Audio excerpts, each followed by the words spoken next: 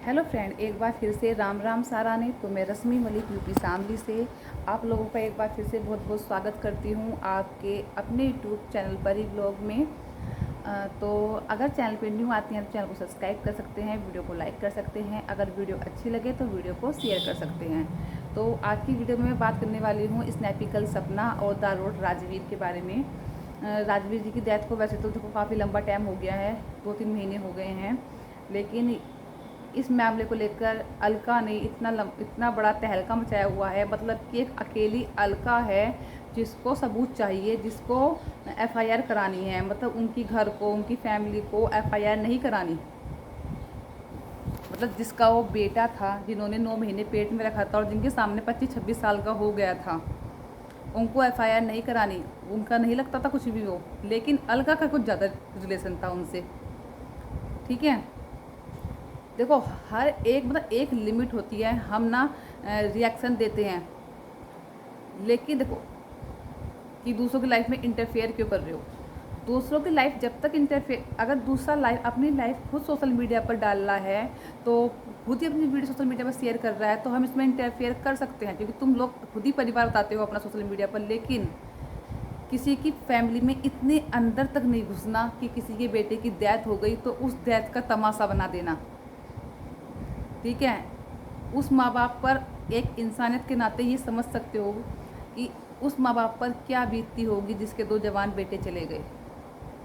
उस बहन पे क्या बीतती होगी जिसके 2 भाई चले गए, जिसके पास आज एक भी हाथ नहीं है राखी बांधने के लिए। उस औरत पर क्या बीतती होगी जिसके माँ बाप ने 2 बार शादी करा दी, लेकिन उसके नसीब में अब भी सुहाग नहीं है, अब भी उनकी बेटी विधवा की ज़िंदगी जी रही है। तो उनके माँ बाप पे क्या बीत रही होगी, सोचा है सब कभी अलका? क्या बीतती होगी। तुम भी बच्चों की माँ हो ना। मैं ये नहीं कह रही कि तुम्हारे साथ कुछ ऐसा हो, नहीं, भगवान कभी किसी दुश्मन के साथ भी ये सब ना हो, लेकिन सोच कर देखो तुम भी एक माँ हो, एक माँ के दिल पर क्या बीतती है। हमारे बेटे पर इतनी सी खरोच आ जाती है, ठीक है, तो हमारी जान निकल जाती है। उनके तो दोनों दोनों के दोनों बेटे ही चले गए इस दुनिया से, उन पर क्या बीत रही होगी। चलो अलका की बात छोड़ो, बात आती है रेखा पर। रेखा की असलियत क्या है बताती हूँ आपको। रेखा की शादी हुई थी 2021 में। उसके बाद रेखा अपने हस्बैंड के साथ रही है ओनली 6 मंथ। रेखा कहना है कि छोटी मोटी लड़ाई झगड़ों में और मेरे पति को सिखाया गया है, भड़काया गया है, जिसके चलते मेरे हस्बैंड ने मुझे छोड़ दिया। देखो हर हस्बैंड वाइफ में लड़ाई झगड़े होते हैं, एक उनका ही रिश्ता ऐसा नहीं है, रेखा का ही ऐसा हस्बैंड और वाइफ का रिश्ता नहीं था जिनमें लड़ाई झगड़े होते हैं। हर हस्बैंड वाइफ के रिश्ते में झगड़े होते हैं, लेकिन मैंने कहीं ये नहीं देखा कि जो झगड़ा है वो इस तरह बिखर जाए, मतलब कि हस्बैंड और वाइफ दोनों अलग रहना शुरू कर दें।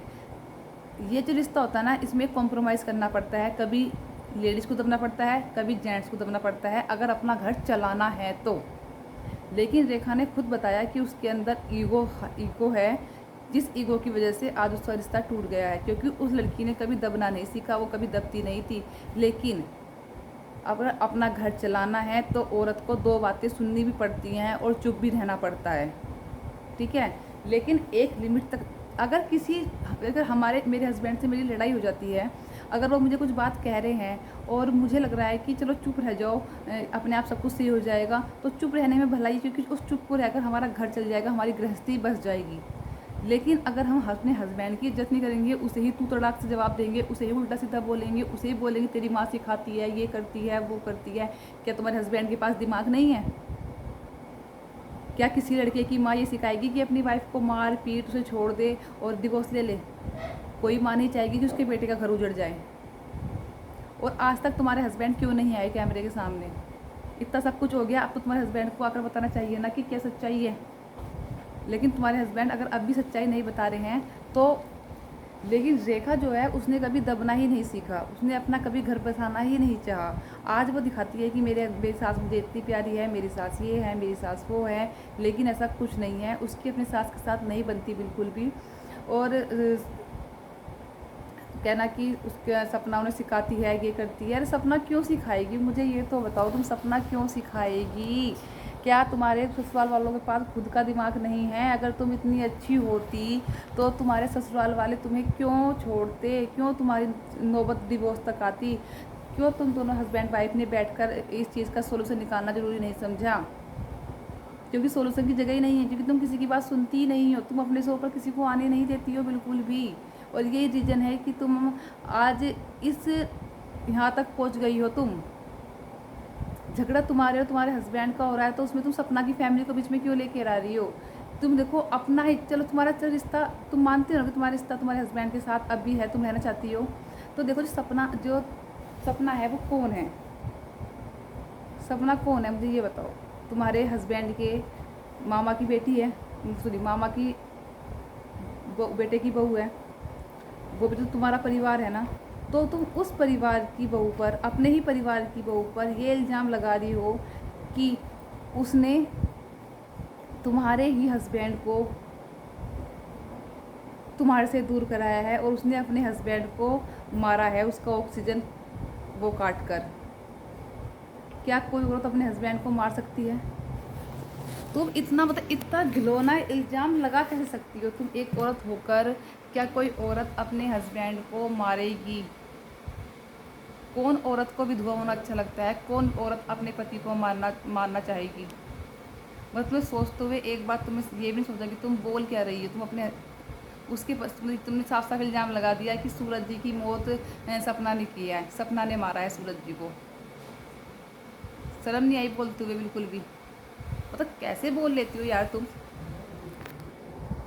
हद है एक चीज़ की। मतलब कैसे तुमने ये कह दिया कि सपना को उसने मारा है ना? और जब तुमसे सवाल पूछा गया, अलका ने पूछा लाइव में कि अब तुम मुझे दोबारा से बताओगी कैसे मारा है सपना ने सूरज जी को, तो तुम्हारी बोलती बंद हो गई। कहने लगी तो हमारे ख़ानदान में बात चल रही थी, और जब बात उड़ती उड़ती रहती है तो कान तक पहुँच जाती हैं। कैसे उड़ती है बात? तुम जैसी औरतें बनाती हैं ऐसी बात। तुम्हारे दिमाग की अपनी उपज है, कोई ख़ानदान में बात नहीं चल रही, कोई कहीं बात नहीं चल रही, ये सिर्फ तुम्हारे ख़ानदान, तुम्हारे दिमाग की उपज है, जिस दिमाग में ये सब कुछ चल रहा है। तो अपने इस दिमाग को कंट्रोल में रखो तो रिश्ता चला पाओगी, वरना नहीं चला पाओगी। एक कहीं ना कहीं झुकना पड़ता है, कहीं ना कहीं दबना पड़ता है, कहीं ना कहीं दबना पड़ता है, ठीक है? तो अभी मैं कहती हूँ इस बात को है ख़त्म कर दो, सपना से माफ़ी मांग लो, एक माफ़ी वीडियो बना लो सपना और अलका, माफ़ी मांग लो। जो कुछ हो गया उसको छोड़ो। तुम्हारा ही अगर तुम सब परिवार मानती हो तो अपने परिवार की इज्जत इस तरह से मत उछालो और अपना घर चलाओ, तभी तुम्हारा हस्बैंड तुम्हारे साथ आ सकता है। लेकिन अगर इन झगड़ों देख कर तो मुझे लगता है कि तुम्हारा कभी तुम्हारे हस्बैंड के साथ कुछ बन सकती है। तो इस वीडियो करती हूँ यहीं पर एंड, और फिर मिलती हूँ आपको अच्छी से नई वीडियो के साथ। तब तक के लिए बाय बाय, टेक केयर। और यही कहना चाहूँगी कि अलका और रेखा जो भी कुछ हुआ उसे भूलकर सपना से माफ़ी मांग लो, उसमें ही भलाई है, आगे तुम्हारी मर्जी। तो इस वीडियो करते हैं यहीं पर एंड, और फिर मिलते हैं आपको अच्छी से नई वीडियो के साथ। तब तक के लिए बाय बाय, टेक केयर।